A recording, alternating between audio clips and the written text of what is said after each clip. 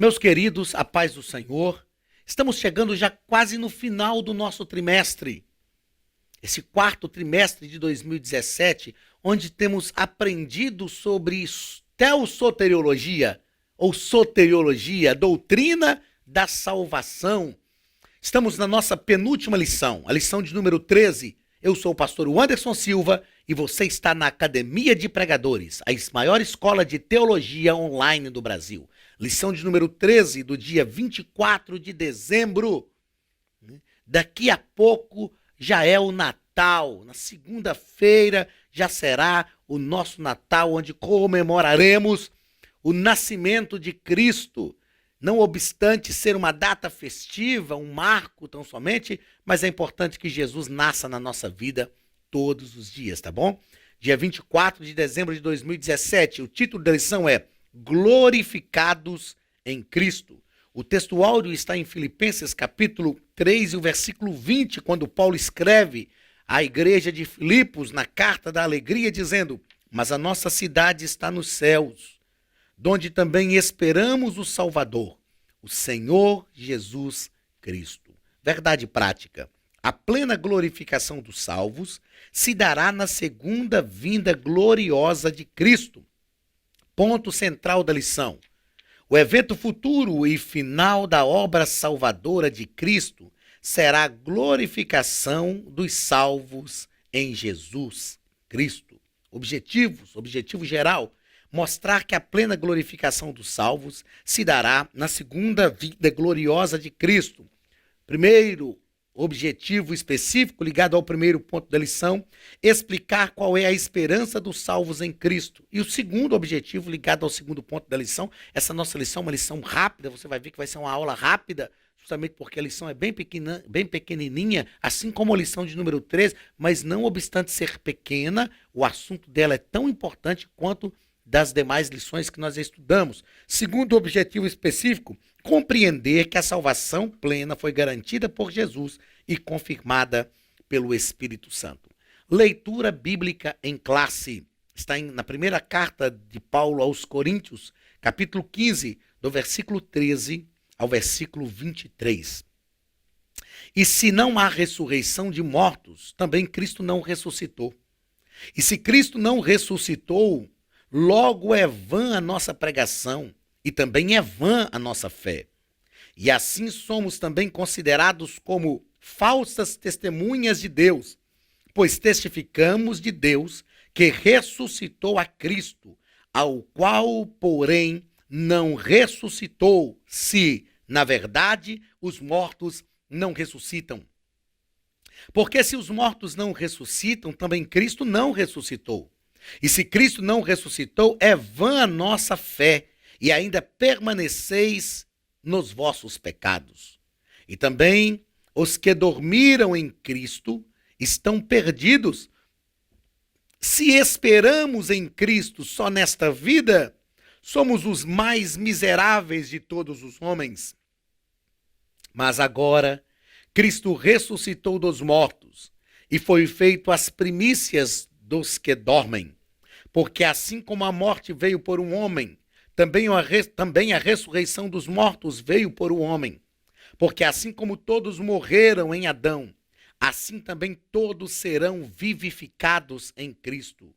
Mas cada um por sua ordem. Cristo, as primícias, depois os que são de Cristo na sua vinda. Queridos, quando a Bíblia fala que Cristo é a primícia dos que dormem, não é porque ele não foi o primeiro a ressuscitar. Várias ressurreições ocorreram antes dele, até no Antigo Testamento. Até mesmo no Antigo Testamento. Porém, aqueles que ressuscitaram voltaram a morrer. Jesus é o primeiro, por isso a primícia daqueles que ressuscitam e não morrem mais. Jesus foi o primeiro, isso já aconteceu. E se nós estamos em Cristo, isso acontecerá conosco também. Seremos ressuscitados. Um dia eu perguntei numa sala de aula qual era a importância da ressurreição de Cristo para a nossa salvação. E um aluno me respondeu assim, importância nenhuma, porque a Bíblia diz que sem derramamento de sangue não há remissão de pecado. Então o importante para a nossa salvação foi a morte de Jesus. Eu disse, não, lê do engano. Lê do engano. Porque se Cristo não ressuscitasse, ele seria simplesmente mais um mártir.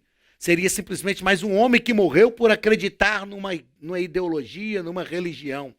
Mas Jesus ressuscitou ao terceiro dia. O Bob Breiner diz isso no seu livro, uma análise dos métodos administrativos de Jesus. E ele fala que o diferencial da igreja em relação a qualquer outra instituição é que o fundador dela morreu, mas ao terceiro dia ele ressuscitou e disse: todo o poder foi me dado no céu e na terra, e ele está vivo para todo sempre. Por isso ele pôde dizer: eu edificarei a minha igreja, e as portas do inferno não prevalecerão contra ela.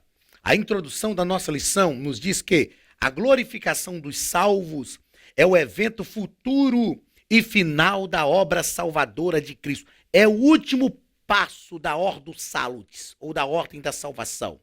Vamos lá. Como ocorre a salvação? A salvação é gerada na nossa vida pela fé e pelo arrependimento. Tão logo a salvação é gerada pela fé e o arrependimento, inicia na nossa vida 5 passos que nós chamamos de Ordo Salutis, ordem da salvação. A primeira coisa que ocorre é a conversão instantânea, mudamos de atitude, mudamos de direção.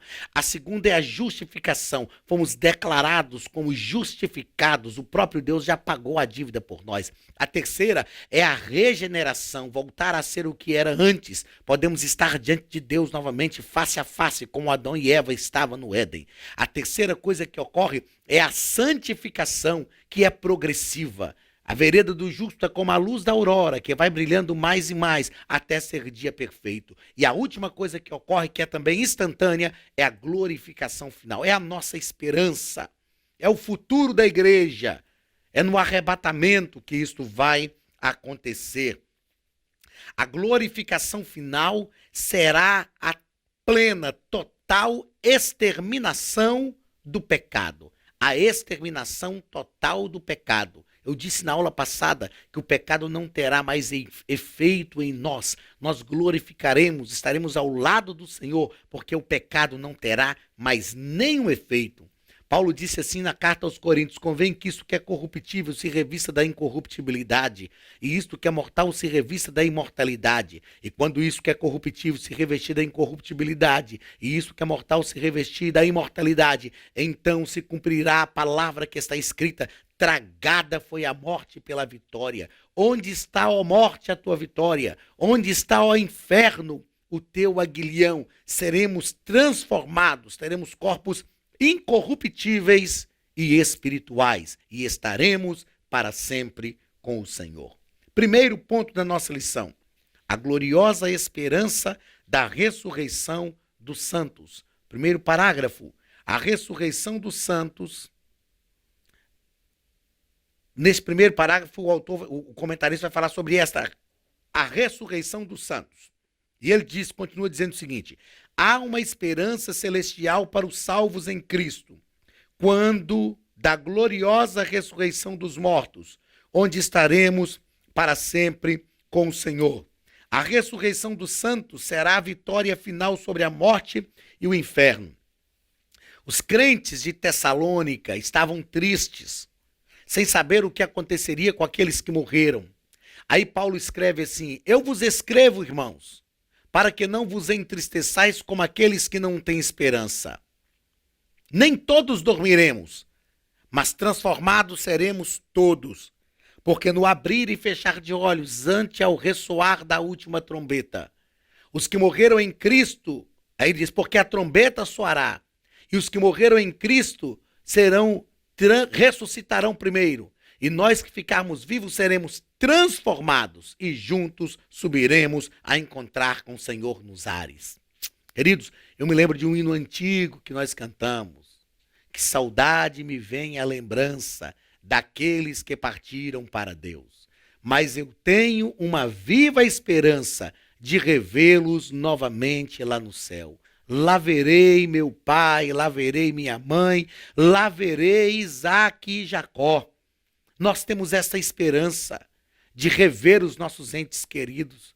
Eu era ainda criança quando eu ouvi contar um testemunho de um pai que perdeu uma filha, e próximo ao caixão da filha, ele passava a mão na cabeça do corpo da filha, que já estava ali inerte, e ele dizia: filha, até breve, até breve. Será muito breve, nós iremos reencontrar os entes queridos que partiram para as mansões celestiais. Nós estaremos com ele. Esta é a nossa garantia. Segundo parágrafo do primeiro ponto. O destino eterno dos salvos. Os que foram alcançados pela obra salvífica de Jesus Cristo entrarão no reino celestial e será um reino de poder e de plenitude. Será um reino de perfeição que nós não temos ideia. A Bíblia diz que aquilo que o olho não viu, que o ouvido não ouviu, que nem subiu ao coração do homem, são as coisas que Deus preparou para aqueles que o temem. E Deus nos revelou através de Cristo. Será um mundo de plenitude, o destino eterno dos salvos. Segundo ponto da nossa lição. A plena salvação dos céus. Primeiro parágrafo. Ausência de pecados e dores. No céu experimentaremos a eterna alegria, paz, fé, esperança e amor. Eu falei disso na aula passada. O que mais me alegra ao pensar no céu é que nós não teremos lá a influência do pecado. No céu nós teremos ausência de pecados e dores. Citei o hino da harpa que nós cantamos. No céu não entra pecado, fadiga, tristeza, nem dor. Não há coração quebrantados, pois todos são cheios de amor. Não estarão lá. Apocalipse capítulo 21, versículo 4 nos diz assim: e Deus limpará de teus olhos toda lágrima, e não haverá mais pranto, nem clamor, nem dor, porque já as primeiras coisas são passadas.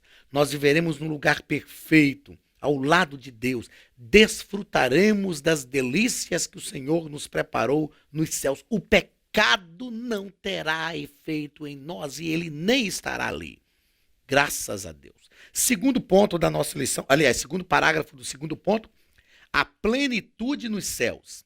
Nesta vida, vivemos a tensão entre as possibilidades precárias da terra e a alegre esperança da vida eterna nos céus, onde estaremos para sempre com o Senhor. Quando nós olhamos para os dias em que nós vivemos, os dias são maus e vão se tornando piores a cada dia. Não há expectativa de que esse sistema mundano, corrupto, corrompido, degenerado, nos traga algum prazer, alguma alegria. Mas nós temos uma esperança. Nós vivemos aqui na terra esta tensão.